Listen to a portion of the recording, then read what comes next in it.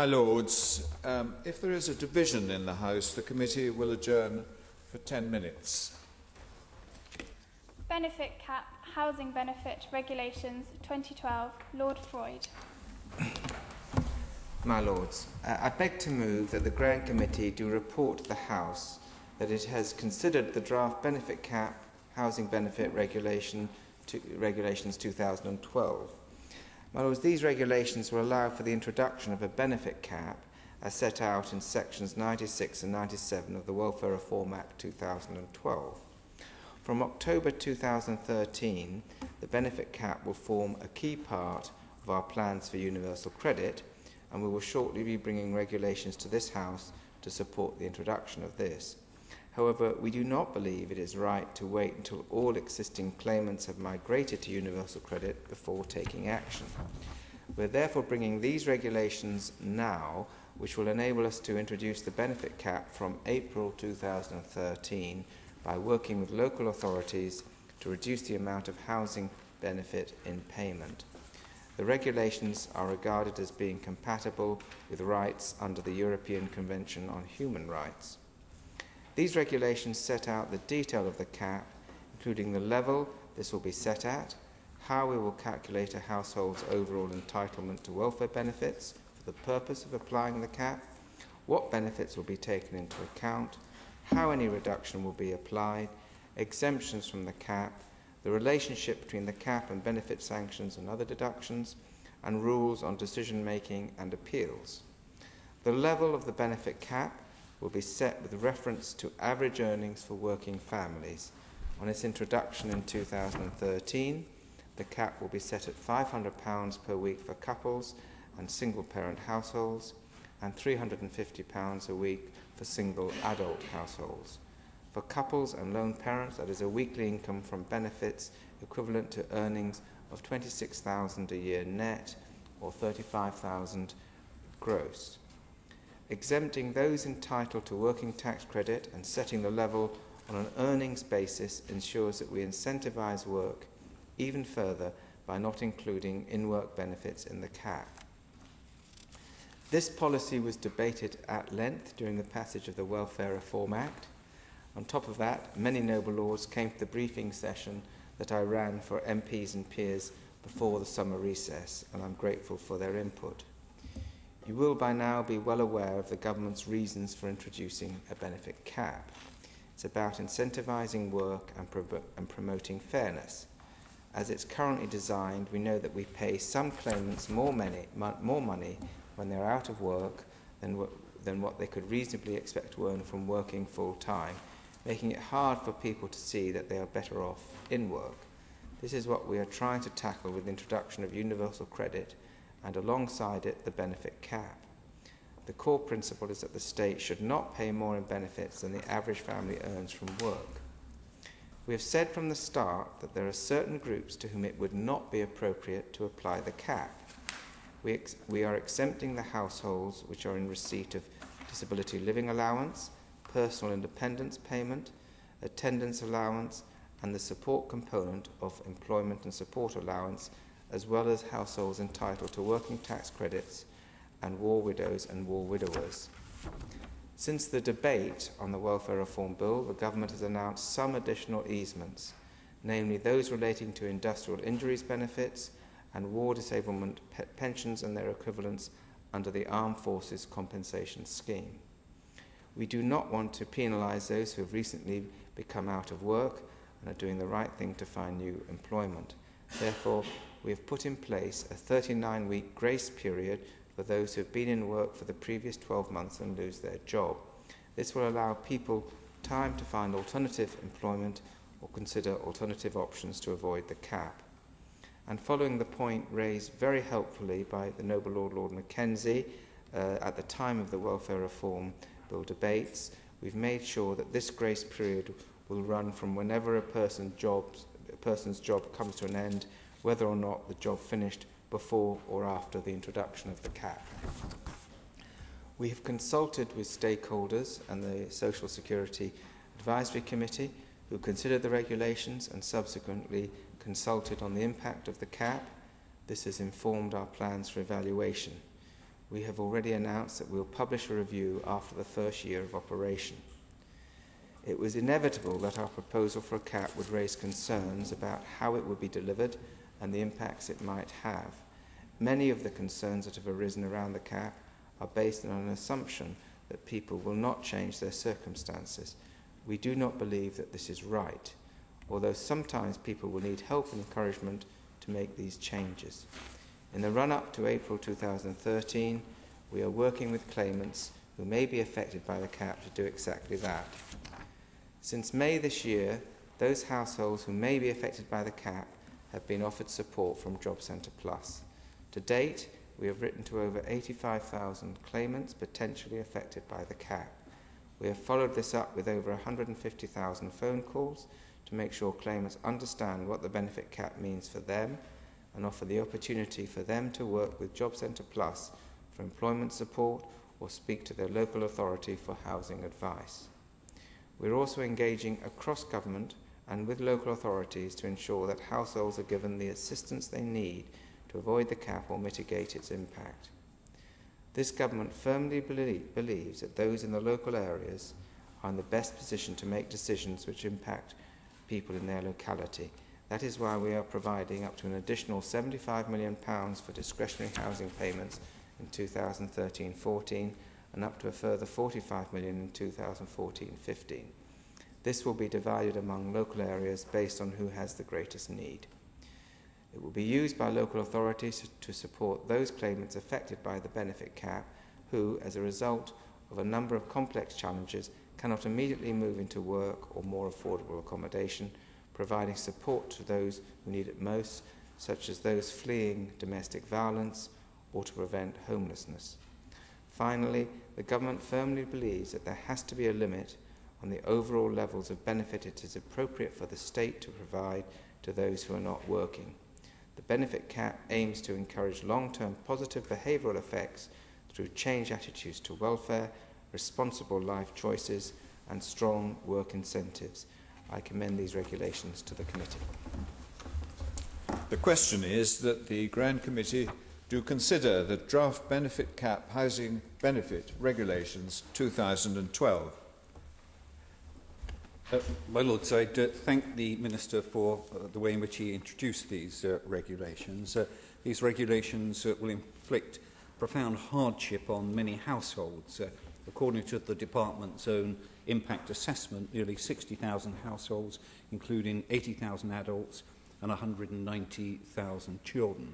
And for next year, the average reduction in benefit is estimated to be some £91 a week. Our opposition to these regs should be clear from the consideration which took place just this morning in another place. It's clear and has been since our debates on the Welfare Reform Bill that a one-size cap never fits all. We believe that people should be better off in work than on benefit, but these regulations are flawed and likely, in our view, to increase homelessness with the likelihood also of the cap costing more than it would save. Having said that, we welcome the commitment to the 2014 review and, as far as they go, to the categories of persons who are exempt from these and the limited DHP top-up, the loaves and fishes, forever known as a result of my noble friend Baroness Lister. My Lords, the Minister's Department says that it's giving all claimants who could be affected by the cap early notice, and we've heard 85,000 claimants have been contacted with 150,000 phone calls made, I think is what the Minister said. So that they can change their circumstances and perhaps move into work. I like addressing the inequities of the under-occupation provisions. The government expects households to cope with this loss of income by starting work, reducing non-rent expenditure, using other income, move into cheaper accommodation, move into a cheaper area. And given the work which the Department has done to identify those households affected, can the Minister tell us how many households have other income to ameliorate the effect of the cap? What types of income are involved, and what are the average amounts involved? Some 64% of those affected are either claiming ESA or income support. That is, they're not required to be available for or seeking work. Some 50% of the households likely to be affected are lone parents. The criteria under which people are characterised under the welfare system at the moment are stringent. They're not spurious. So on what basis is the department seeking to override these designations? And is the department seeking to differentiate between individuals for this purpose, and on what basis?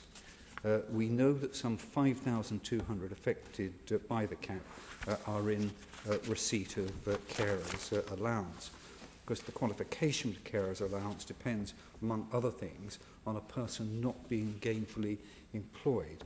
So what advice would the Minister give to these households, and what is their route to avoiding the impact of this cap? And so far as reducing non-rent expenditure is concerned, can the Minister tell us what the Department's detailed engagement with those affected has concluded to date? How many households are, as it assessed, as having scope to reduce non-rent expenditure, and what are the main types of expenditure involved? And so far as moving to cheaper accommodation is concerned, we note that nearly half, 46% of households affected are in the social rented sector. So what cheaper accommodation does the Minister think can be accessed? And how does the Minister consider the local authority allocation policies, which would typically have a local connection requirement, would assist in these circumstances? As for uprooting and going to other areas, has any assessment of the impact of this on families been made, especially the consequences of fracturing of local support arrangements with the impact on health and educational outcomes?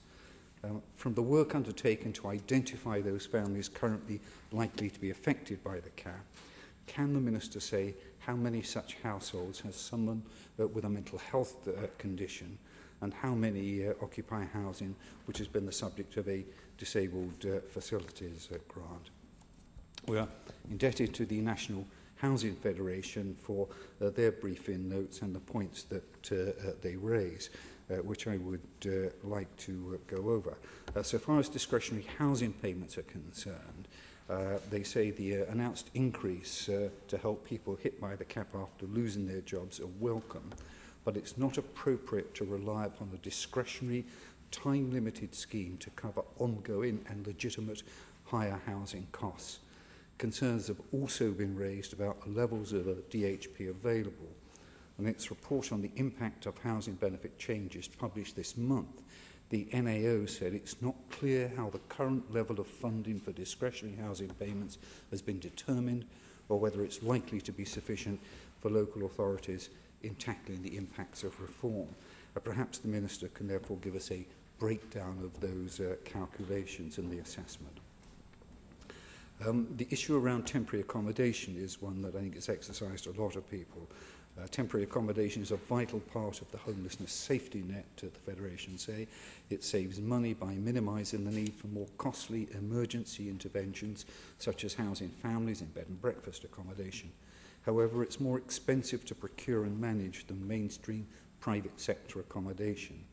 And it's for this reason that the Federation has argued for it to be exempted from the benefit cap.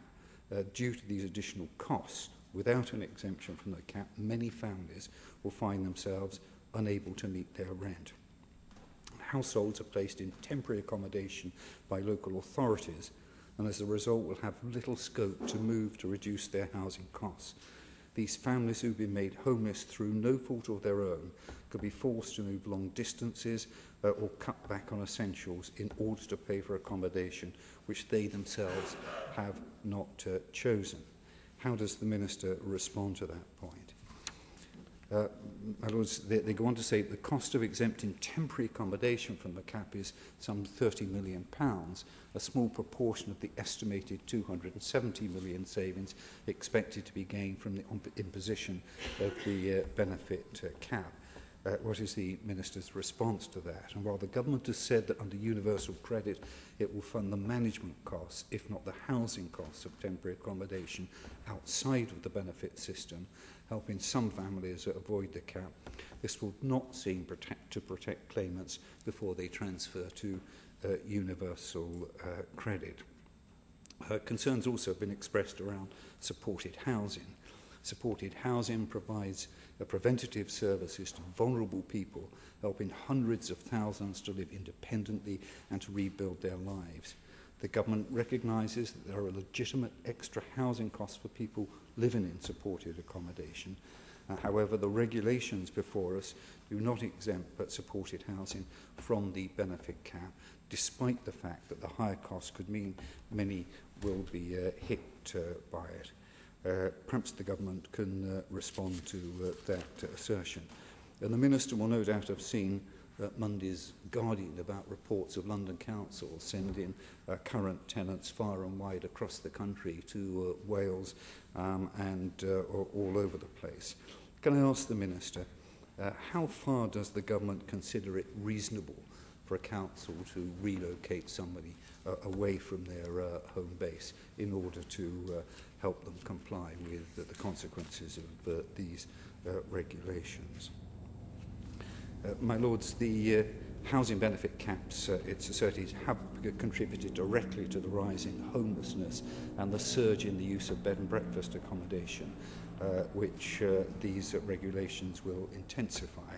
Westminster Council say the current reports on reasons for homelessness application during September support this, showing at least 59% of applications coming from households in the private rented sector, with 35% being specifically because of a shortfall with housing benefit. We continue to work to secure additional rented accommodation both in and outside of Westminster, but the difficulties remain in procuring sufficient numbers to meet increased demand, and as a result, emergency accommodation numbers remain high. So can we ask, if a household loses their ability to maintain their tenancy, can the Minister confirm that the local authority will, in each case, retain a legal duty to house them as homeless?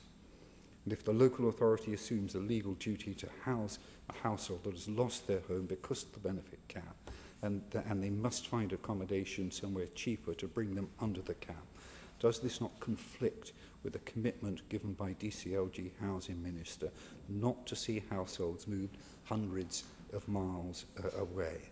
Can we have an assurance that DCLG's position on this is one which will be preserved? And if a family loses all or most of the housing benefit from April, which won't be unusual in London, but they still have some time on their lease, should they pay their rent or should they seek to survive?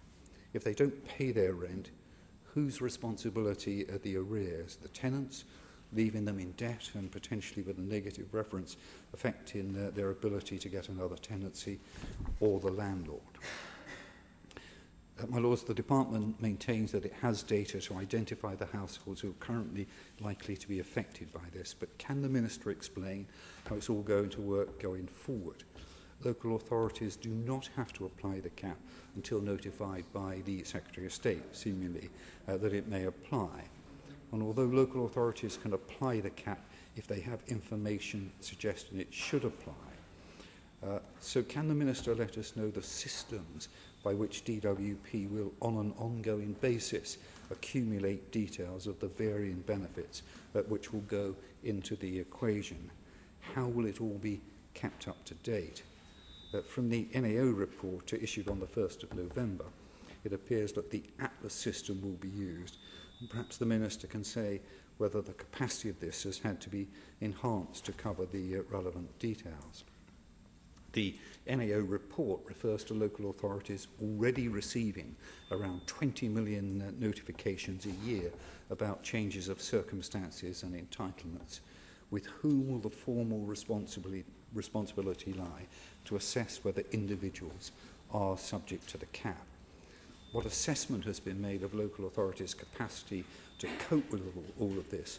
when there is increasing take-up of universal credit and diminishing application of housing benefit.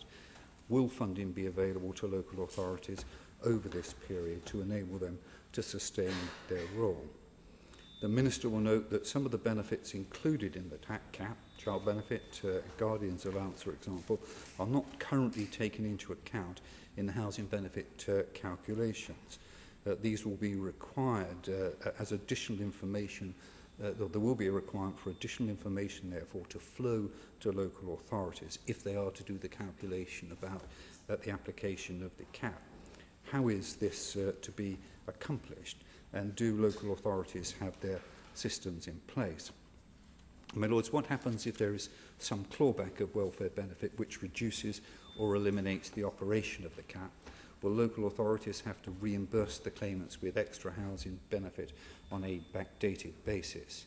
What happens if a local authority has not been notified of the possible application of the cap, but has information suggesting it might apply, yet it fails to take any action?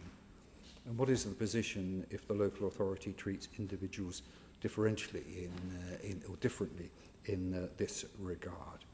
Does it have to have a policy which covers all people in that situation? And if a claimant is subject to a benefit sanction, is it the net amount which will go into the calculation, or the actual benefit paid plus the sanction? And what happens where backdating or a successful appeal leads to the potential application of the cap? Will there be a clawback of housing benefit which the local authority will have to apply?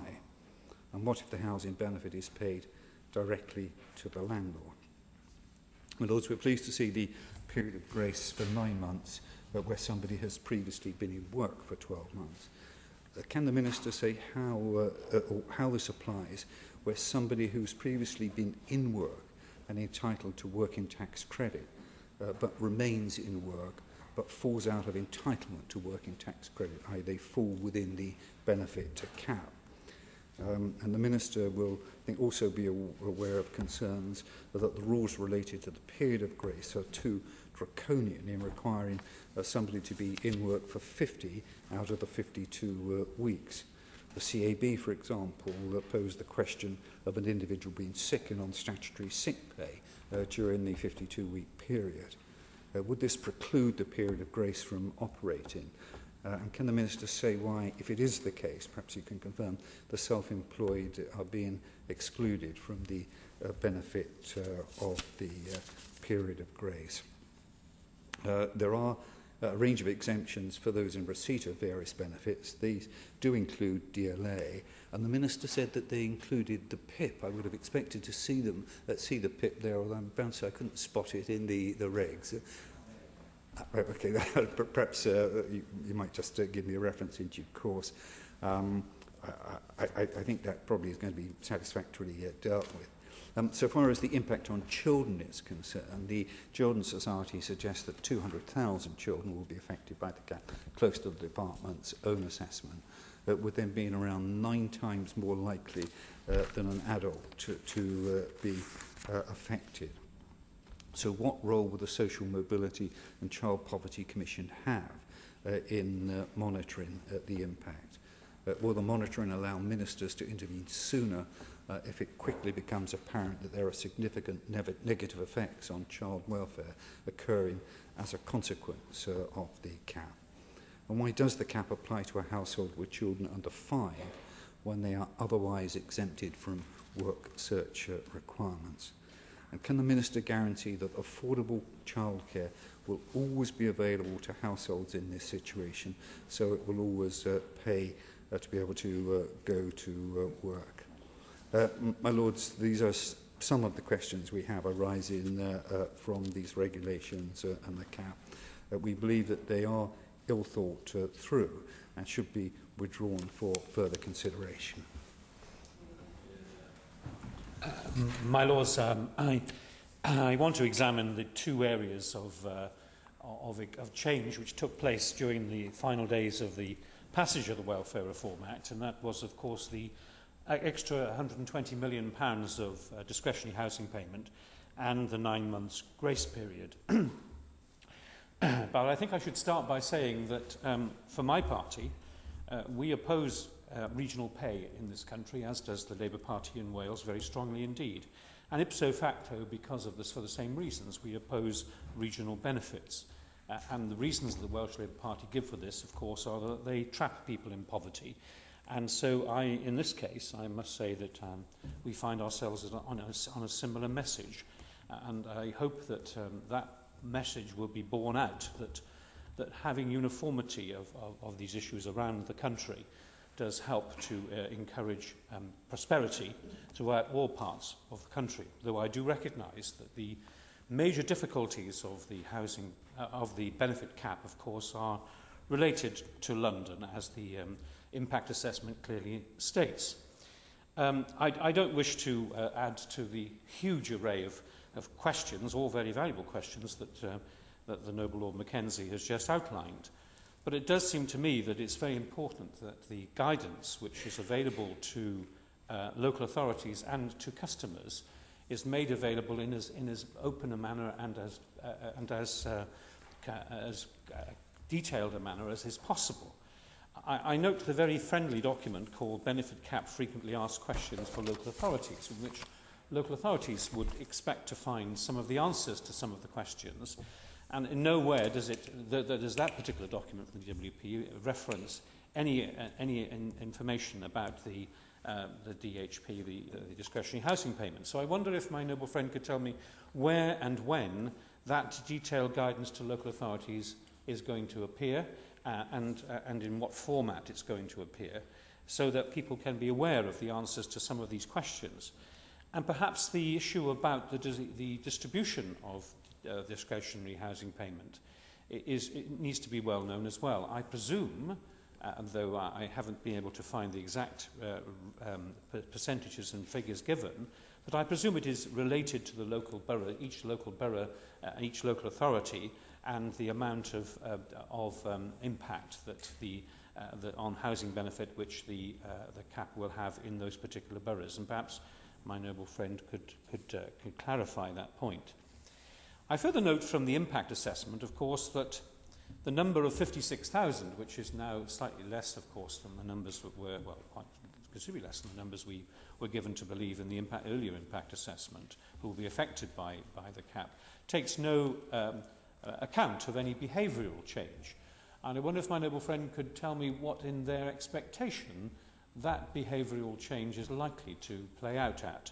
Is it likely to reduce the numbers substantially, or just in a minor way? And I wonder whether any work has been done by the department on that change. One of the key issues, of course, that my noble friend mentioned in his opening, of course, is that the ability to exempt oneself from the cap by making self available for working tax credit. It does seem to me that there is always a process of getting oneself into work, and of course of getting oneself into working tax credit position. And I wonder whether that transition, that period of transition, which may not take place until such time as the cap actually hits, will be taken into account by some form of process of support by the department. And perhaps my noble friend could explain that. I'm also interested in the impact upon London. I know it is, I wouldn't want to say it's a very strange place, but it's a very different place in terms of housing. And I can only quote my own example, where I have just renewed my 2-year rental on a flat in London, where my rental went up by £2.50 a week after 2 years of being stable. And I just couldn't understand. I was expecting it to be much larger than that. But it does seem to me that the government is a majority shareholder, if you like, in the rental market in London. It does actually buy a lot of the rents and pay for a lot of the rents in London. And I wonder whether there is any combined impact yet being felt by the reduction to the 30th percentile, and also, of course, by the potential for the overcrowding regime and the regime for under-occupancy, which the government is doing, whether there is likely to be any cumulative effect in London on the housing market. Because it does seem to me that you can still find property without huge increases in rental in some parts of London, but I can only use the examples of the breakdown of the housing benefit payment, average payments for each London borough, which do stretch across quite a wide spectrum, from £90 to £150 from the figures which have been given to me by the department, and I wonder whether there is any cumulative aspect in that. I would like to repeat the question which the Noble Lord Mackenzie asked you about the 5,000 carer households. It does seem to me that these are a particular example, and it's a very small number of households across the country where a carer has been engaged in the work, which obviously sets them apart and means that they are not available for work. And I wonder whether this is a particular group of people who need to be looked at, and whether in fact the discretionary housing payment will be aimed at groups like that. And finally, my lords, I noticed that that there was some response from local authorities to the department about the use of the online calculator, and this may be a sign of people's ability to handle IT projects in the future. Some of the responses from local authorities were that the calculator wasn't working, and I wonder whether we could be reassured, Noble Lords could be reassured that it is working now, but also how can people get the help in order to be able to input the data, their own data, into the calculator if they're not able to do so with ease and alacrity themselves. And I wonder if my noble friend could therefore tell us, in summation therefore, whether the changes to which the DHP was meant to lead to, in order to be able to assist groups of people, whether these changes are going to be well known well in advance of the impact date of the start of the cap, and secondly, on the 9-month grace period, whether periods of broken work are going to be affected by someone perhaps who has a bit of illness in the middle of a year, in that year before they lose their job. And I would like to also repeat the question, perhaps in a slightly different way from Noble Lord Mackenzie, and that is the issue of the self-employed. We are expecting self-employed under universal credit to register monthly their wages. So surely it will become possible under universal credit for people to be given that sort of the same sort of understanding as people who lose their jobs in the employed market as well.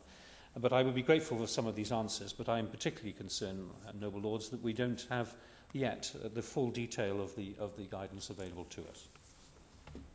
My Lords, I think I, with the Noble Lord Kirkwood, who's not in his place today, were the only members of this House who opposed the benefit cap on principle, and I remain opposed to it on principle, but I'm not going to go through all the arguments again, even though the Noble Lord the Minister did put the principled arguments for the cap. Just to say that we have rather different views about fairness. But I did want to refer to that in relation to the proposal, well, it's not yet a proposal, but the suggestion that has been mooted by the Secretary of State that yet a further benefit cap should be imposed on families with 3 or more children, exactly the same group who stands to lose most from this benefit cap, before this cap has even been applied. What possible basis is there for floating yet further caps until we know the effects of this cap? And I'd be grateful if the Noble Lord, the Minister, could say something about what the interaction would be between these caps and what work has been done in the department in terms of the likely impact on child poverty. Like my noble friend Lord Mackenzie, I read The Guardian and saw yesterday's report, and also followed it up contacting the Child Poverty Action Group, and I declare an interest as its honorary president, who just with the London Advice Services Alliance published a study of London local authorities and how they're dealing with various cuts in housing benefit. And it's clear that one of the common solutions, as evidence from that Guardian piece, is to move families from inner to outer boroughs or well beyond. And like the localisation of council tax benefit, my lords, It seems to me the government is taking a Pontius Pilate position here, washing its hands of all responsibility and then saying it's the local authorities that are responsible. So a government spokesperson was quoted in The Guardian yesterday as saying it's neither acceptable, fair nor necessary for local authorities to place families far away from their area. And I agree, but to the extent that it becomes necessary, the blame lies with central government. And the National Audit Office spells out in its report last week the pressures that the combined cuts in housing benefit will put on the supply of affordable local housing in some areas. The National Audit Office also draws attention to one of the findings of the interim report from the evaluation being carried out for the department. And I quote, "Claimants' reluctance to consider moving to other areas appears to reflect a considerable attachment to their local area as a place to live."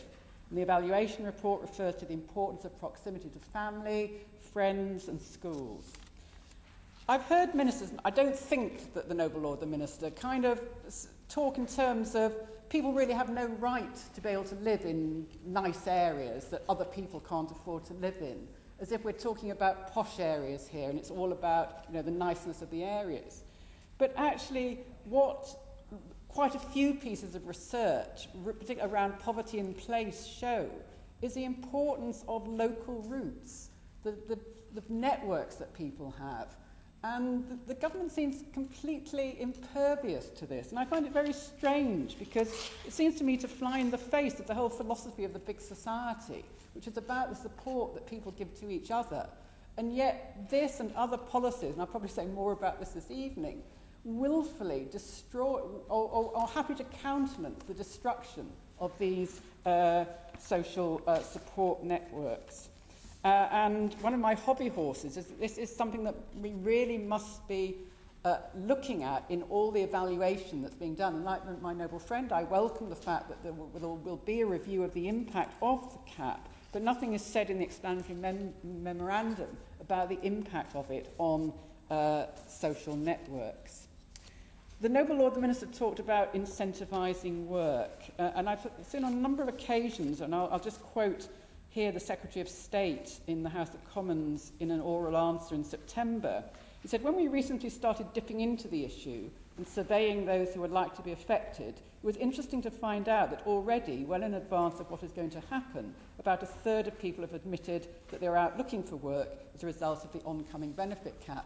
And I've kind of been interested, I keep hearing this, and if the Noble Lord the Minister, I'm sorry to add to all the questions that are being asked, but what is this survey? Is this the telephone calls that he mentioned, that people ring up the phone and say, "Oh yes, I'm looking for work because you're about to cap me," or what? I mean, so I've seen a number of social policy academics saying that if it's in terms of people going into work, this is the normal turnover one would expect. How do you know it's because of the forthcoming cap?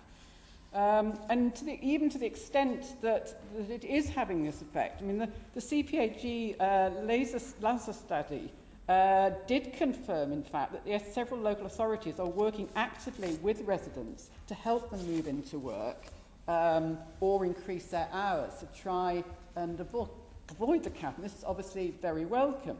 However, and I quote, "Few see this as an approach able to solve the problems of more than a small proportion of families hit by the cap. One authority estimates that there are at least 500 families who would not be able to be supported into employment due to disability, caring or parental issues, and many emphasise the high costs of childcare as a barrier." Now, my noble friend Lord Mackenzie and also Lord Jermyn have mentioned carers. The fact that 5,200 of those expected to be hit by the cap or in receipt of carers allowance, that's about 1 in 10 of everyone affected, my lords.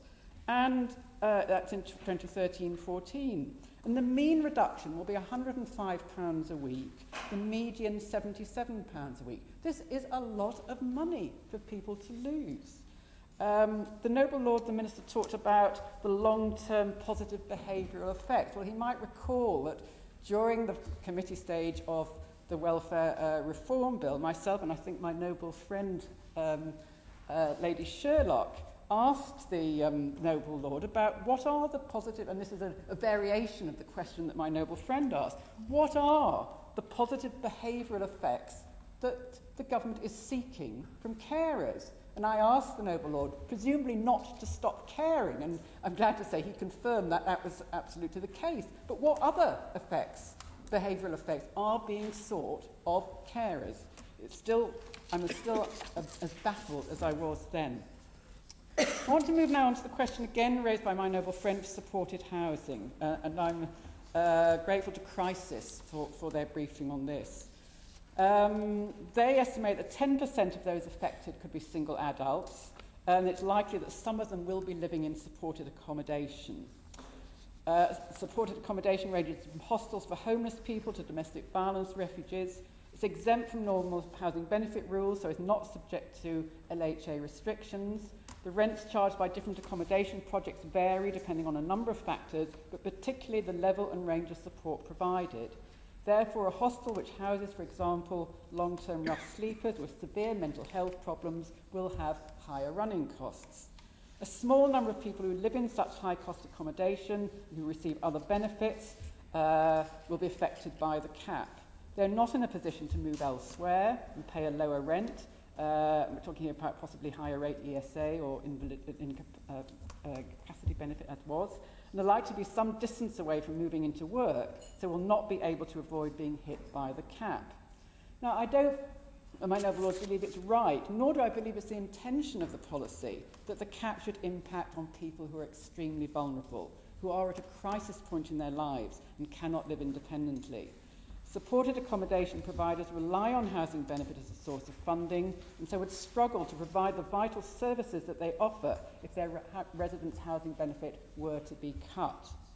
Now, I know ministers have stated publicly that there will be no more exemptions to the cap, but I do understand that there are discussions going on as to how residents in supported accommodation will be treated. Ideally, I would like to see people living in supported accommodation exempt from the cap. But failing that, I would be very grateful if the Noble Lord the Minister could explain to your Lordships how it is intended to protect supported housing residents from the impact of the cap. Now, Crisis is also concerned that in the worst instances, households who are not able to find alternative accommodation could be left facing homelessness, again a point made by my noble friend. And again, I'd like to read from the CPAG LASA report. It says, applying the benefit cap to families in temporary accommodation effectively means that families who are accepted as homeless could be made homeless once more due to their inability to pay the cost of temporary accommodation. This situation was recognised by Lord Freud during the passage of the Welfare Reform Bill, and I quote the Noble Lord, "We need to get a solution to this so that we do not have a ludicrous go-round of people moving into expensive temporary accommodation which they can no longer pay for because of the cap. We are absolutely aware of this and have measures in train to get a solution in the round to that issue. At present, however, the report says local authorities see themselves pushed into precisely this ludicrous go-round with little option for escape." So could the Noble Lord the Minister comment on that, please, and explain what measures exactly are in train to solve what he himself described as a ludicrous situation?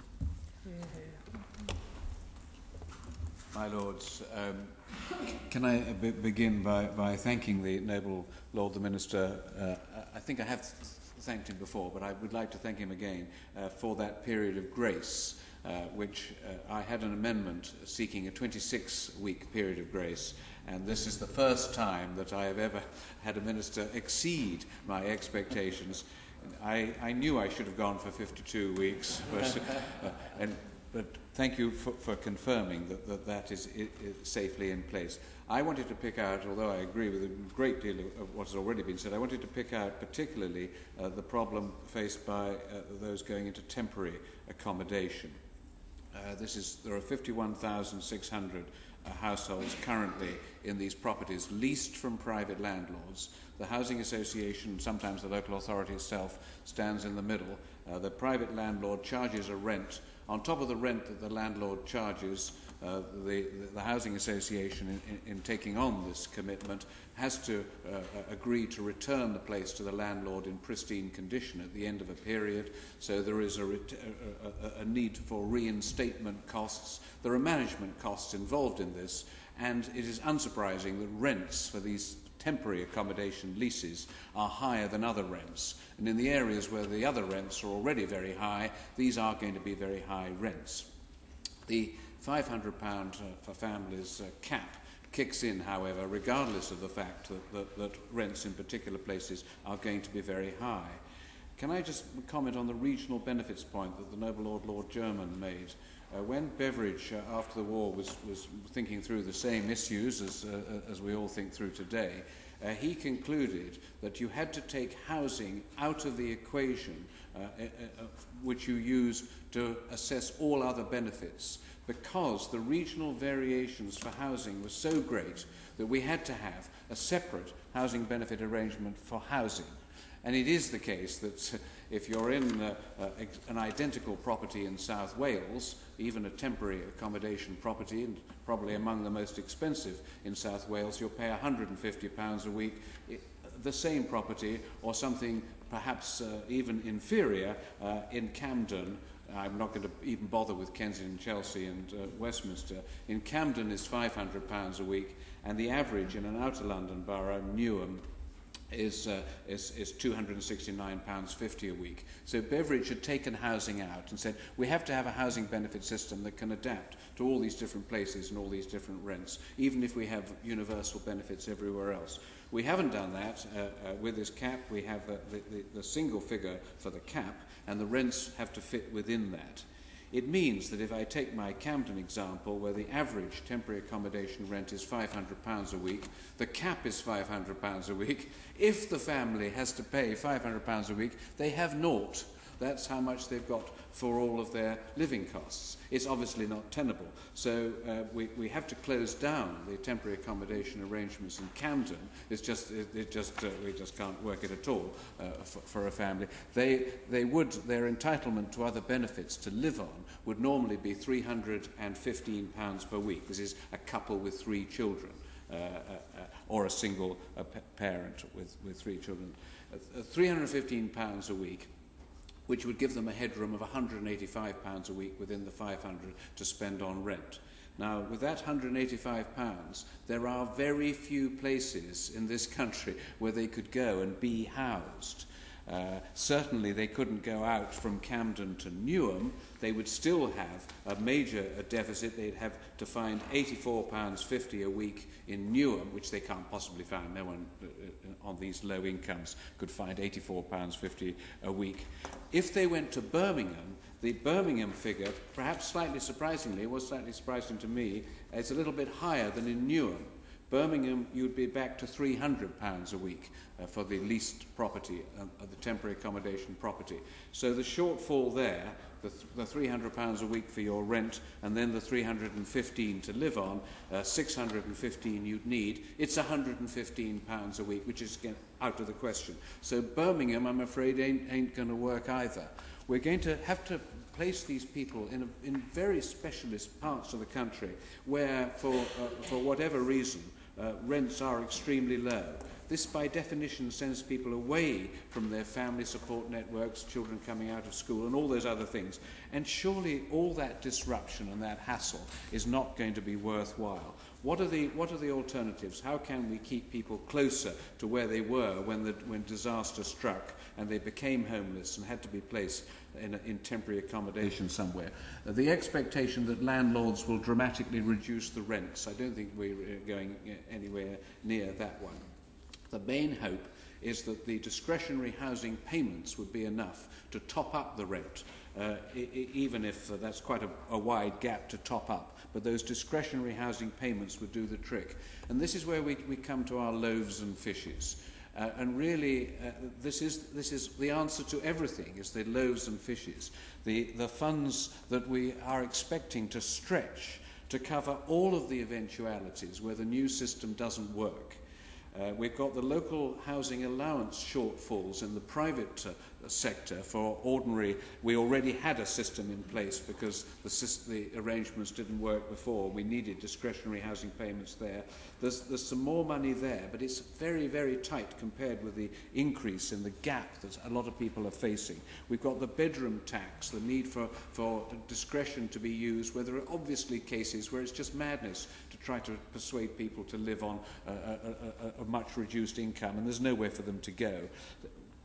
The loaves and fishes have to stretch to those. Now we have the loaves and fishes being required, the discretionary housing payments, to meet those cases where the cap is a nonsense in ordinary accommodation. And finally, it's to be available for these rather bigger cases of temporary accommodation. It quickly runs out.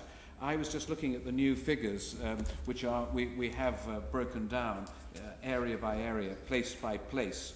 And if we reckon that a gap of £80 per week is a relatively modest gap to be filled by discretionary housing payments, in Ashford, I'd started with A, in Ashford in Kent, an area of quite high pressure, there's £67,000 available.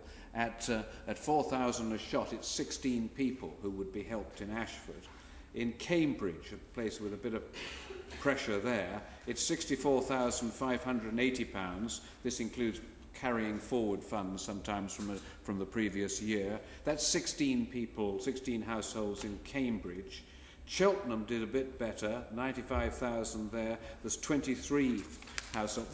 These numbers are not going to do it across the piece for the use of these loaves and fishes stretching out to cover all of the circumstances in which the discretionary housing payment might be required.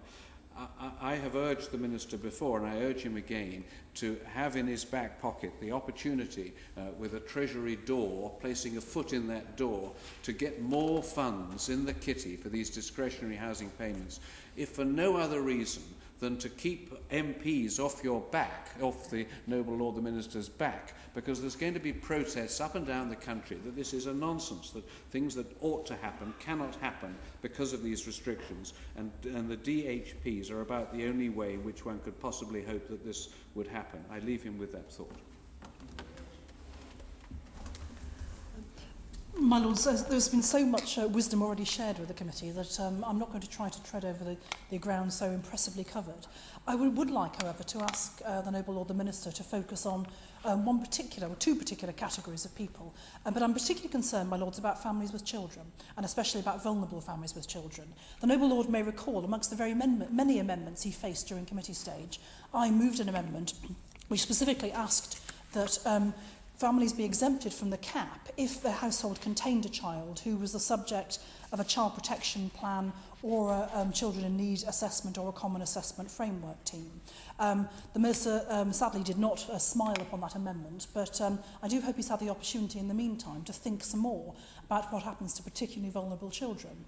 And since the government now has data about those families who will be affected by the cap, can he tell the committee today how many of the households that will be affected contain a child who is subject of any of those protection plans or assessment, or indeed the common assessment framework team? If he cannot do so today, would he commit to write before these regulations are considered, or if that time doesn't permit it, then to place that in the library as soon as possible? My Lords, if I could just very briefly remind the committee why this matters. I raised this during the report stage, and I'm not going to revisit the principle, but I was concerned at that stage that we'd had discussions in Grand Committee where I had heard another Noble Lord, whom I shan't name because he's not here, but someone of great experience, describe having sat in a serious case review for a very serious incident with a child, and describe what I've heard over and over again from social workers, which is that when you get to a serious case review, people gather around the table from all the different agencies, and after about an hour in, somebody always says, if only we had talked to each other sooner, if only we'd all shared information previously, maybe it wouldn't have come to this. My Lords, a report just from one London Safeguarding Board showed the very significantly higher proportion of families who were affected by serious case reviews where rent arrears were an issue, where impending eviction was an issue, and that a significant number were known to more than one authority. My Lords, one of the things I'm very concerned about is that we raise throughout the bill, and Noble Lords from all sides, what happens to families who are forced to move repeatedly. And in particular, if households containing vulnerable children of the kinds I describe are forced to move some considerable distance, there must be a very real danger that what happens is children disappear from the system. So could the Noble Lord tell me, has he considered the proposal I made to exempt those families from the cap?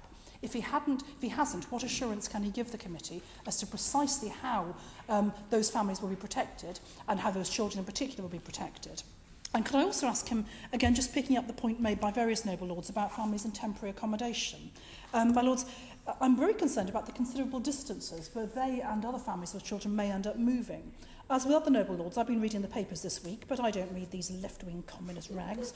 I'd like to quote a headline to the Noble Lord. Homeless families to be kicked out of London and sent as far as Wales, in capital letters, as councils buy up cheap properties to house them.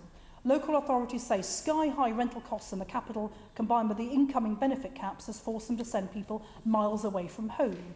Areas as far away as Manchester, Merthyr Tydfil and Hull, it's going to be practically impossible to provide affordable accommodation to meet our homelessness duties in London, Dagenham Council say, from, I'm sure the Noble Lord recognises the Daily Mail.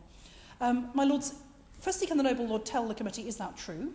Is he expecting very significant numbers of families who are homeless or potentially homeless to be rehoused hundreds of miles away? If not, why are so many of our grand newspapers labouring under such a misapprehension? And maybe he could put their minds at rest. He might want to write to the editors with a copy of his speech when he's reassured us today.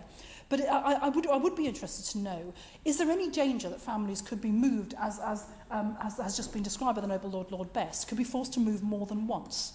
Either because the homelessness accommodation becomes too expensive, or simply because, as was raised in committee stage, in the run of things, a family is forced to move out because the median rents have gone over the area. Rents rise in that area as a result of an influx of families, and then they hit a cap again. Is there any danger that could happen?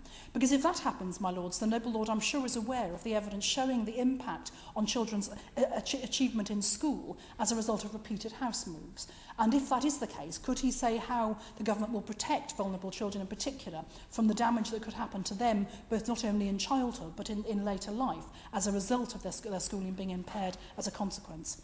And finally, my Lord, in the report from the Child Poverty Action Group, to which my noble friend Lady Lister of Otersett referred earlier, I would like to draw the Noble Lord's attention to one paragraph on page 40. It says, authorities are also concerned about the impact of the cuts on their ability to meet other government priorities, in particular around the troubled families agenda. My Lords, could the Noble Lord the Minister tell the committee what discussions he's had with DCLG and other departments about the extent to which this policy may impact on their ability to deal with troubled families, and if so, what steps have been taken to address that? My Lord, I rise briefly because my noble friend Lady Sherlock has said the amount of wisdom and analysis, especially from my noble friend Lord Mackenzie, Lord Best, the noble Lord Best and others, I don't think I could hope to match that. I would prefer to speak anyway about the actual effects on families and people of what this government is doing. And I suppose I need to get my retaliation and first be making it plain that I'm not a social liberal or a bleeding heart liberal with a small L or even with a large L.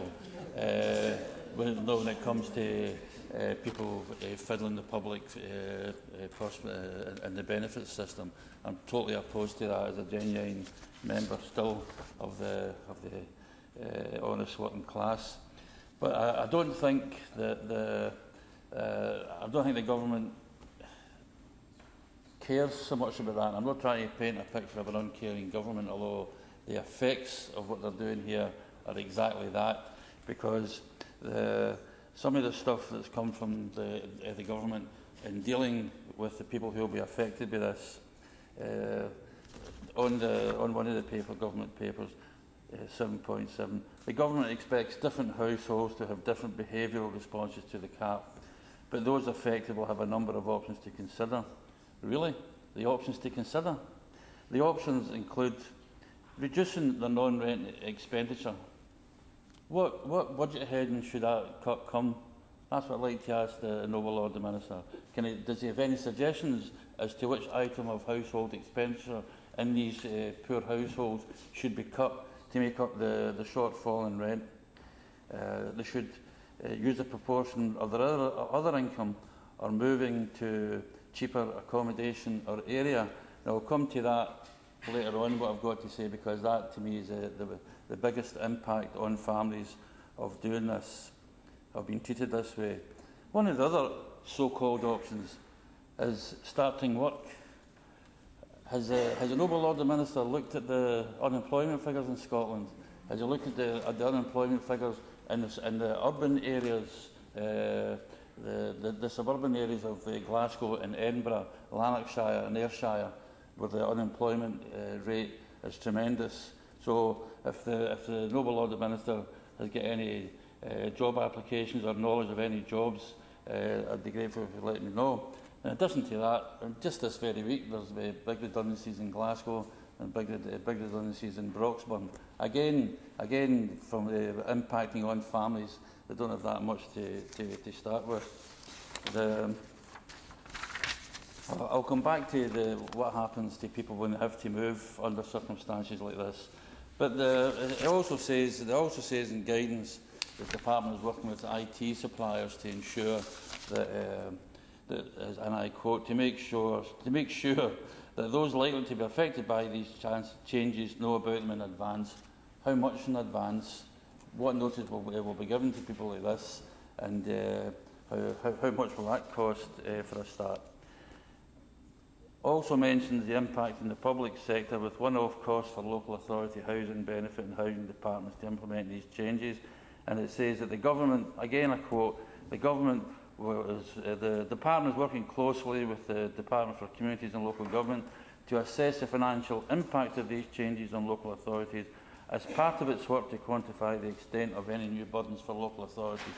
In short, the local authorities have to find whatever money they need from their current budgets and their current grants, and again that will result in the problem. I'd like to come to what happens when people are forced to move, because the type of background I come from, I would have been one of those. My family would be one of those families affected by these proposals. Now, in Scotland, 1/3 of the households affected in the cities of Glasgow or Edinburgh. Number of adults in affected households in Scotland is around 3,500, but the number of children is, according to this, is around 7,000. 7,000 children face being moved. Now, in my case, through quite a checkered family history of an itinerant father who didn't have permanence in our house over a number of years. The effect of that would have been the under occupancy could be apply 1 month, but perhaps not 3 months later. So there's that whole history of how that behaviour of being away from home and then coming back, that would have been a shambles. My mother would have been forced to move under this from our area. The area from the street I was born in, next to the street where she was born in, next to the street where my wife is born in, that's where like Rutherglen is. People were born there and they stay there, a lot of them. But to be moved in the town of Rutherglen when I was growing up, there wasn't any really poorer areas than anywhere else. So the picture comes up to me that in the city of Glasgow, across the Clyde from Rutherglen, properties have been brought up with the local council to house the families that have been evicted from their area. I was born and brought up in that area, stayed all my life in that area, and hundreds of children were the same, who would have to move from that area, uprooting all the family connections, and I'll come to the school connections in a minute, but all the family connections, the neighbours, the school friends, the whole lot, to be moved and treated as people that don't, in quotes, deserve any permanence in their life, and that's what would have happened to us. Now, when it comes to schools, in Scotland, in the west of Scotland, approximately a third of the population are Catholic, Roman Catholic, and go to Catholic schools. Now, but the population is such that Catholic schools have got to draw their school intake from a bigger area than the non-denominational areas, because they can be spread quite thinly. I don't know what school I would have had to go to, but I would have had to have left St Colin Kills, leaving all my friends and relatives and moving to Glasgow or somewhere where it would have been ostensibly cheaper to live there. Now, to impose that on children, 7,000 children, to be treated that way, I think it's quite disgraceful. And I would like to suggest to the Noble Lord the Minister that he looks at a Scottish paper called the Daily Record, because a couple of weeks ago it ran a film. It was designed especially for the Scottish Liberal Party conference to remind that particular party about the impact. And to their credit, I mean, they appeared to show the impact of these changes are going to have on thousands of people in Scotland, never mind the United Kingdom, never mind Great Britain. So I would like to suggest to the Minister that in the interest of educating people, that you contact the Daily Record and ask them to either give them a special showing of the film, or even better, if some here in the Palace of Westminster, that film can be showed. So I know I haven't dealt with the fine detail that my colleagues and other noble lords have done, but I thought it was right that I have no illusions about this place. This is a revising chamber. We don't have a democratic right, except maybe some circumstances like the Conservatives done during our 13 years. But I accept that it's a revising chamber, and we should think very, very carefully before we defeat the government. But on the other hand, I don't think I would be able to face up to myself, look in the mirror, or face many of the people that I know, that if I didn't demonstrate my opposition to these proposals.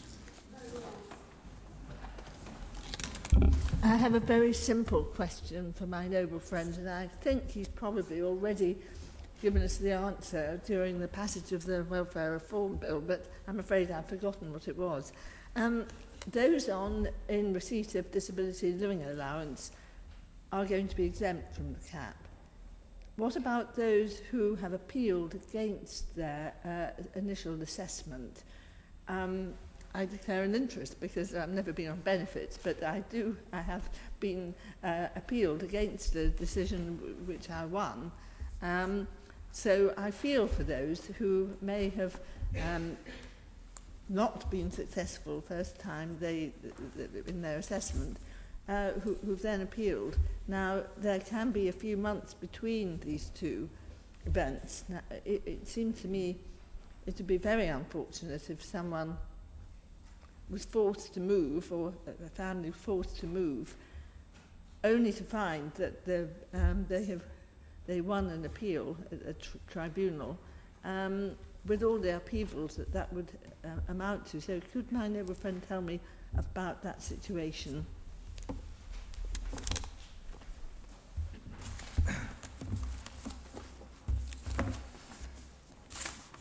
My Lords, as I would expect, we have had a very knowledgeable debate and a lot of very learned views which have been put forward, which I always listen to very closely. And clearly I'm also aware of the concerns that have been voiced, expressing anxieties by a number of external organisations and stakeholders, some of which were referred to today. And I will try and deal with as many of the questions as I possibly can, although there were a lot of them. Let me start with the supported exempt accommodation. And that needs to be looked at in two periods. As I said, once universal credit comes in, we're looking to keep them outside the housing costs outside universal credit, and I'm looking to negotiate or looking to make an arrangements or long-term arrangements for people in exempt accommodation. I'm particularly concerned about people in refuges and clearly in hostels. So I acknowledge absolutely the issue on support and exempt accommodation, and it needs some quite sophisticated work. Meanwhile, we are writing very specific guidance on that these are people where DHPs really are designed to prevent some of the effects that we don't want to see. On temporary accommodation raised by a number, including Lord Mackenzie, that is again an area where we will use DHP, and I know the Noble Lord Best did some sums, but clearly this will be a huge incentive to move people very quickly to something which is much more permanent than just staying for the full year in temporary accommodation, which, as he rightly says, is very expensive. Under universal credit, again, there are like to be changes. We're looking at how we deal with temporary accommodation, particularly the division between the management costs, which you referred to, and the actual housing payment element. And there are we're out to consultation in that area, and there will be more developments there. On the mental health issue that Noble Lord Mackenzie raised, those who have been assessed as not, as being in the support group, clearly under ESA, will therefore be exempt, as will those receiving DLA and later PIP. So they will not, of course, be affected for that reason. Just to make the point on the PIP, the reason PIP is not specifically mentioned in these regulations is the PIP regulations have not yet been laid, so they'll come in as a consequential at that stage. We don't have any information on other types of income that these particular households have, a question that Lord Mackenzie asked.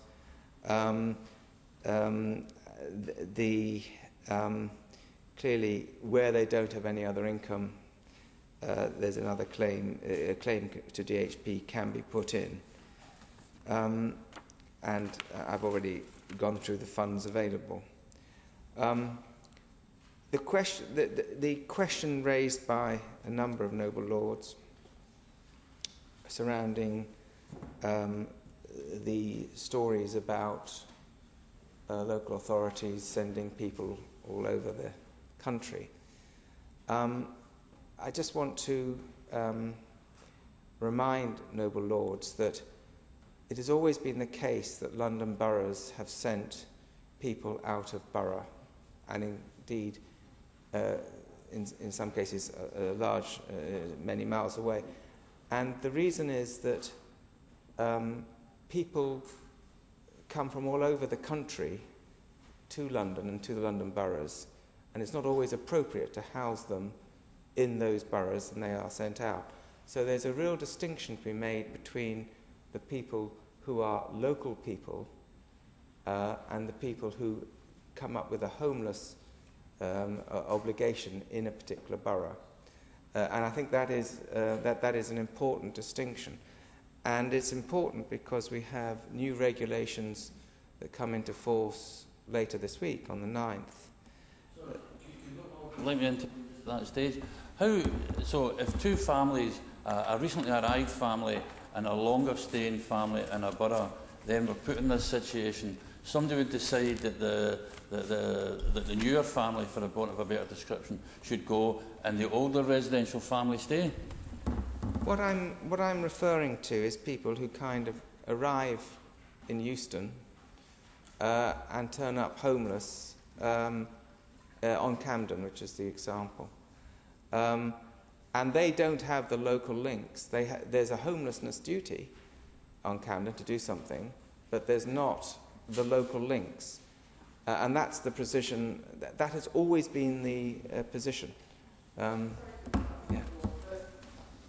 are not the people we're talking about. We're Exactly. talking about people with local links that matter to them for all sorts of reasons. And this policy is going to destroy many of those local links.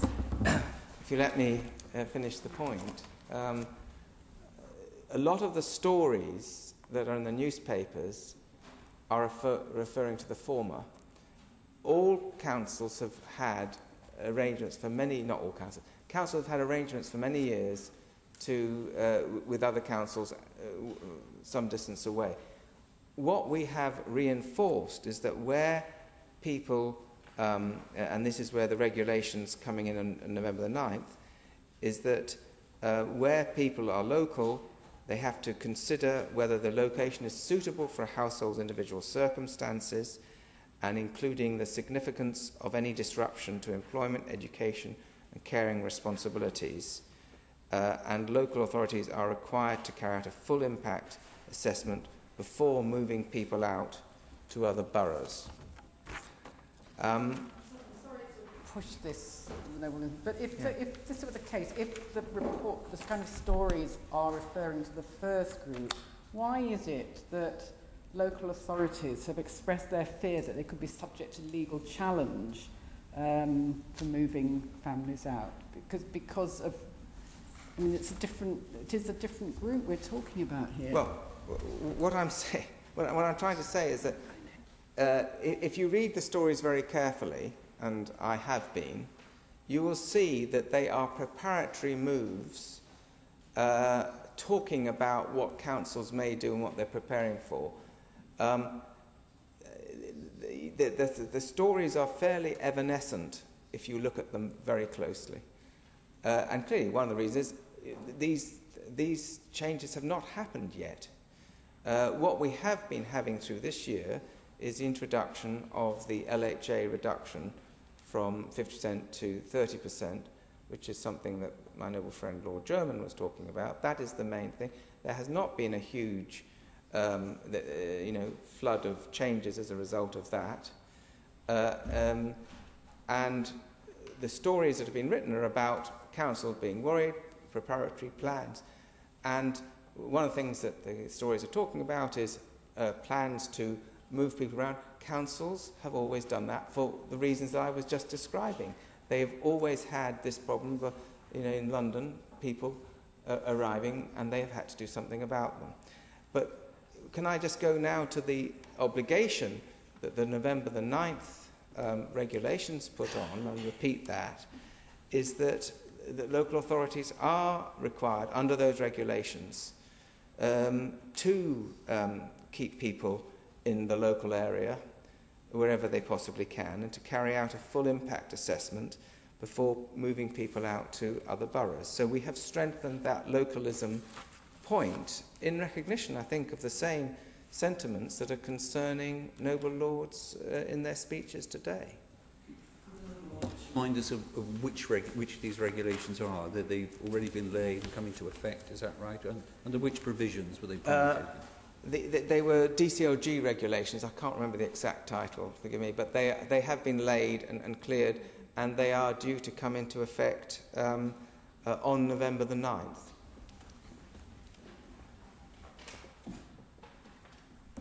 Yeah, I mean, they're in the localism bill. The noble lord will be more familiar with them, perhaps, than I.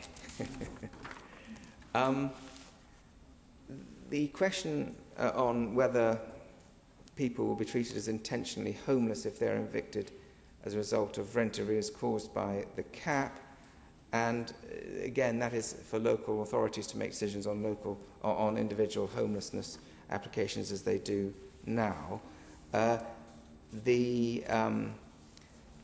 Under the statutory legislation, if the only reason for a person's homelessness is a reduction in benefit that is outside their control, then they should not be considered intentionally homeless by their local authority. The help available, including in cases where the reductions aren't much, help in renegotiating rent or making up small shortfalls, helping with moving to more affordable accommodation, and clearly the other means of trying to help people back into the workforce, and so on and so forth. The delivery process, I think there's a group of questions around that which I'll try and gather up into one. They'll be identified by the department through scans of analytical data, then clerically checked against live IT systems to see if any exemptions or grace periods are in place, and obtain up-to-date benefit amounts. Data will then be transferred electronically to local authorities via Atlas. The LA will confirm the correct amount of housing benefit and apply the cap via an automated system. It will issue a notification to the claimant informing them their housing benefit is being capped and the amount of their new housing benefit award. This notification will also give information on support available and who they should contact if they have a query about the decision.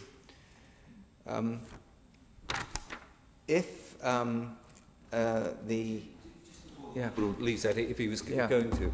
I'm really interested to understand, the process, the mechanics. That you said there's going to be some scanning of all of the data. Of course, some of that would have to be of benefits which don't currently feature in a housing benefit calculation. But will that be an ongoing scanning? I can see you're going to do something up front to try and identify people, but people's circumstances change. Is there going to be, in a sense, a real-time scanning of this, which gets passed through? Yes, I mean, where there's a change of circumstance, it's up to the claimant to inform us of that, as it is indeed now. We're still in the old world, or the existing world before universal credit, and to ensure that all changes of circumstances are applied in a timely manner, we'll use the CIS, the Customer Information System, to report them. And that is that system that you're referring to, I think, which holds a record of most of the benefits included in the benefit cap calculation. And as the Noble Lord pointed out, some of them are not included in CIS, and particularly, of course, child benefit, and that will be identified with a further data match with the monthly IGS scans. I'm sorry to interrupt, sir. I know the Noble Lord's got a lot to get through, but in terms of this obligation to report a change of circumstances, this is an obligation arising from a change of circumstances which would affect the application of the cap, and quite apart from what other obligations there are in respect of other benefits. Is that right? Is that what we're talking about here? Well, I was talking about, what I was referring to was a change of circumstance to the individual. Clearly, if we are changing benefit structures in some way, we'll know that and be able to make that adjustment and send the new information over to Atlas. But the important ones are the change in circumstance of the individual who will make the application for the benefit in the normal way, come through the systems and be scanned, checked, compared, sent over. Sorry, but a change of circumstances that would put somebody within the benefit cap where they weren't currently. This is something which an individual, through a housing benefit claim, would have to make. They would have to say, not only I've applied for housing benefit, a change of circumstances which may change or increase the housing benefit, that I think I'm therefore liable for the cap. Can you do me for it? Well, my lords, it won't be exactly like that. It will be no change from the present position, where you should inform us of changes in your benefits in the normal way, and when that happens, it will work through in the normal way into our systems. There is an obligation on all benefit recipients to inform us of changes in circumstances. There is no obligation on the part of the benefit recipient to inform us in relation to the cap. It is only to inform us in the normal way of changes in circumstance as applied to the rest of his benefits, his or her benefits. I'm sorry, I promise not to do it again after this one, but that obligation, for example, in relation to housing benefit would be to report the change of circumstance to the local authority. Is that right? Not to the DWP. How does that fit with the notion that it's basically DWP which has to notify the local authority? You've got somebody here who may be subject to the cap, and seemingly there's no ongoing separate obligation of the local authorities, essentially, to report back in the opposite direction. I'm going to be corrected on this if I'm wrong, but the atlas works both ways, and so the information does flow both ways, and we will. So we will have the information. In fact, it won't be. We'll be able to notify and go through the normal process. So we will know what's happening on housing benefit, and that's how it will flow back and forth. And there has had to be an adaptation to Atlas to make it a two-way flow. Because when it started, as the Noble Lord is probably remembering, it was probably, I hope with nostalgia, it was a one-way. It was a one-way process. So I think I've dealt with that. I actually have dealt with quite a few of these questions. The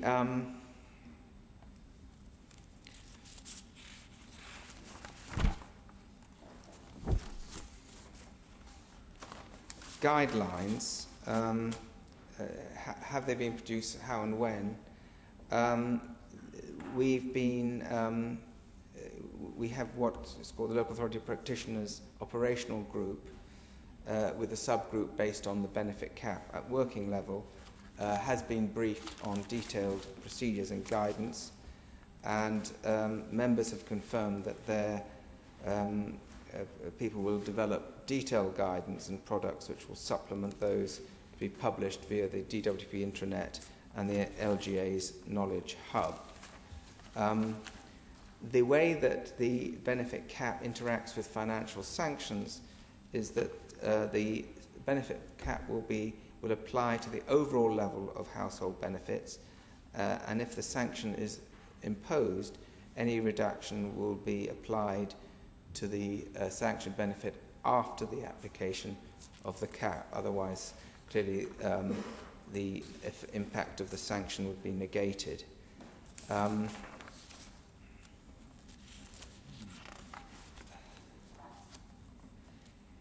The way that the ESA, I think that was raised by my noble friend Lord German as well as Lord Mackenzie, the specific exemption is to do with the people in the support group of ESA, not in the RAG group. For carers, which was raised by a number of noble lords, the benefit system is designed to provide financial support where caring responsibilities prevent carers from working full time, and as such the carer's allowance should be treated in the same way for the purposes of the cap alongside other income maintenance benefits. And clearly, where the carer is in the same household as someone either entitled to DLA or to ESA support, that whole household, including the carer, will be exempt. Most carers of working age do want to retain a foothold in the labour market where possible, and we know that in more than 9 in 10 claimants receiving carers allowance are also claiming another out-of-work benefits. In other words, they're looking for work. Carers who move into work clearly and become eligible for the working tax credit will be exempt from the cap. Sorry, but I'm still unclear what the behavioural change that the Noble Lord is seeking in this group of carers. If you said they're already seeking work anyway, why do they need this cap to spur them on to do it on top of their caring responsibilities? I'm still, and the fact, yeah. I mean, well, my lords, clearly what we're expecting is that that they will find work at that level.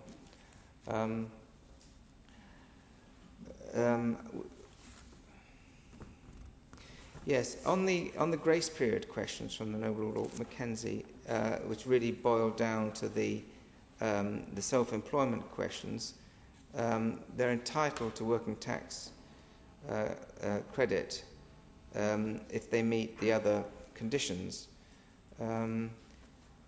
The 50 out of 52 weeks, there may be a gap in employment, but clearly, again, my understanding is that SSP, sickness pay, which is paid by the employer, in the case of the employed, would constitute being in work, for obvious reasons.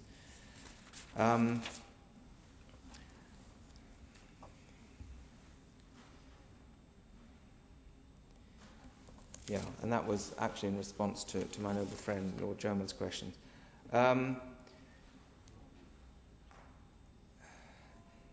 Yes, the question again from my noble friend on the entitlement to working, or the grace period. Although entitlement to working tax credit will lead to an exemption from the cap, qualification for grace period is not dependent on entitlement to working tax credit being maintained. So you don't have to go on taking the benefit as long as you are in work. But during the qualifying period, the claimant would have had to have been in employment and not entitled to ESA, income support, or JSA. On the question about the regionalised cap from my noble friend, we don't have a regionalised benefit system, and therefore we intend to implement the cap on a national rather than a regional basis in April. Don, can you just help me on one more point on the period of grace, that grace period. If somebody is out with the benefit cap, they are they're employed and they fall out of work completely and would otherwise fall within the benefit cap, there is the period of grace which would operate. One of my questions was to do with circumstances where somebody is out with the benefit cap because they're fully employed and then they fall below the level at which working tax credit kicks in. They're not unemployed at that stage, but they are their earnings are low, their benefits are higher, and they're potentially within the cap. Does the period of grace protect them in those circumstances? It would be logical that it should, but I was not sure that it does. Yes, I mean, they would take effectively going, in the current system, going below the 16 hours would take you into the benefit system, and so out of work formally. Clearly, under universal credit, it will be a very different system, and we will have to have a notional figure of what is the equivalent of work, which we will introduce in when we have the universal credit. But the Noble Lord is absolutely right in his analysis and his conclusion. In fact, there's no other way of doing it when you think about it, given our existing system. When will we publish, my noble friend asked, our guidance?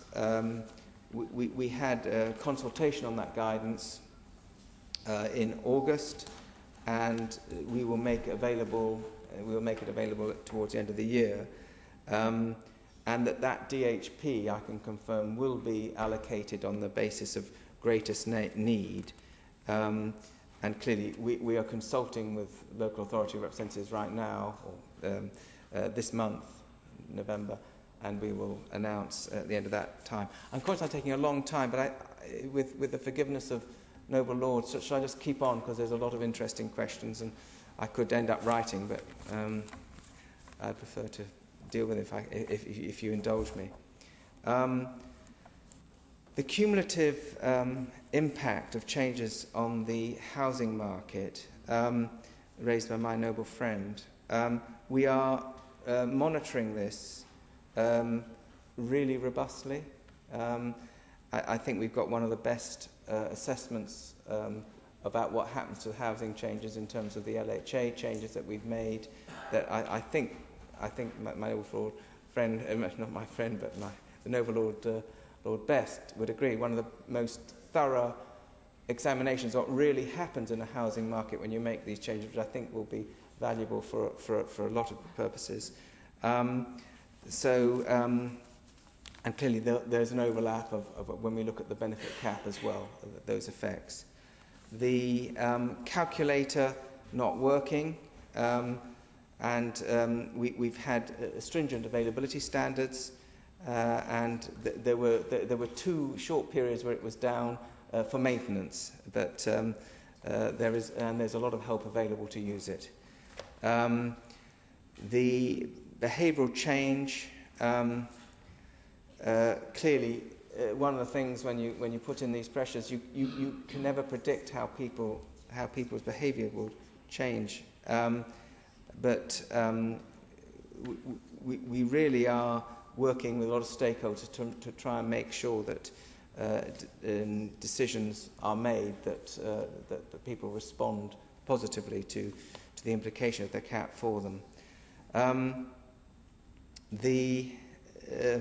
We are committed, I can confirm to my noble friend, to committing to tackling child poverty, but clearly our focus is on trying to tackle the causes of that poverty, not just moving people around on slightly artificial income lines. And clearly one of the things that Universal Credit will do is move a lot of adults and children out of poverty. And that's the same point that I would say to the noble lady Lister on child poverty. We are looking for better measures, and clearly negative impacts on child poverty may be mitigated if adults and the family affected move into work, and the benefit cap supports our plans to make pay work. The 500 a week limit for couples and households with children is above the poverty line for a lone parent with up to 4 children, and broadly equates to the poverty line for a couple with 4 children. That's if you look at the mechanics, that's where it is.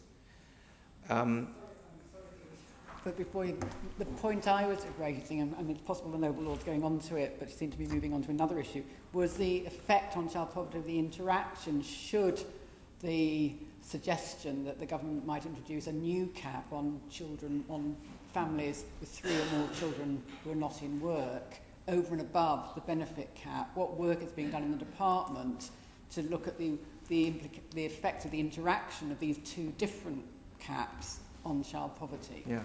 Well, I mean, we haven't done any work on it because it's not government policy, agreed government policy. It's something that we're looking at clearly, and clearly, to the extent that we're looking at it, it will be done on flow, not on stock, and that was very clear in some of the discussions that there were on this particular option that is being looked at. But clearly, it's not, it's actually people who get more than 2 children rather than the group of people with more than 2 children. And so people can at least plan their families if that was to become government policy.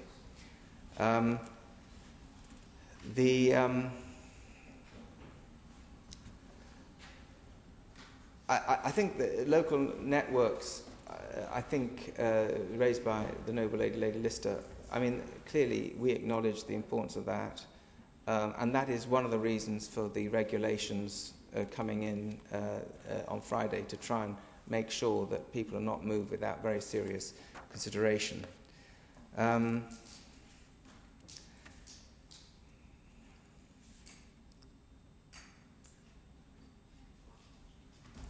Yeah, I mean, there was a question on what of our early findings. I mean, our information, there's no coherent survey yet. There's some interesting figures from our early findings showing the effects on the cap developing, and I think we'll be able to share those figures more widely when they are locked down, because it's absolutely essential, as the noble lady said, that we don't confuse things that are happening anyway and try and get an analysis of the excess.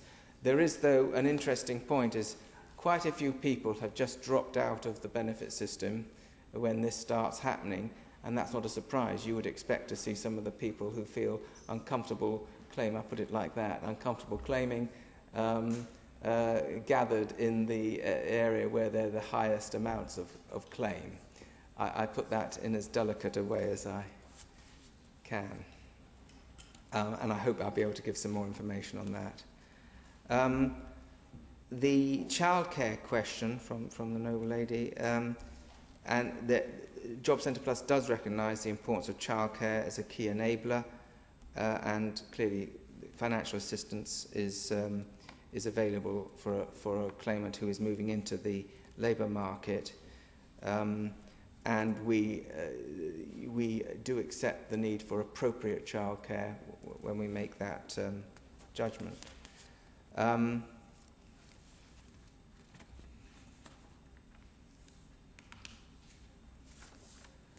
The point on the temporary accommodation, actually, I think I've done my best to deal with. The rent levels raised by the Noble Lord Best, and his urging a regionalised system, quoting the originator of the welfare state here. The rate of increase in rent was running. It has actually slowed down a bit over the last year, and local authorities are working with households affected by the cap to ensure they are able to locate affordable homes. I was just looking at some rental levels, which do actually show a slight, in some of the months of the year, a slowdown. I'm running out of time. There's a lot of other business. I do have to stop now. I will have to write on the other matters. There was just so much. I think I counted 40 questions from the Noble Lord. Can I commend the draft benefit cap housing benefit regulations 2012 to the committee? The question is that this motion be agreed to. As many as are of that opinion shall say content. Not content. The contents have it.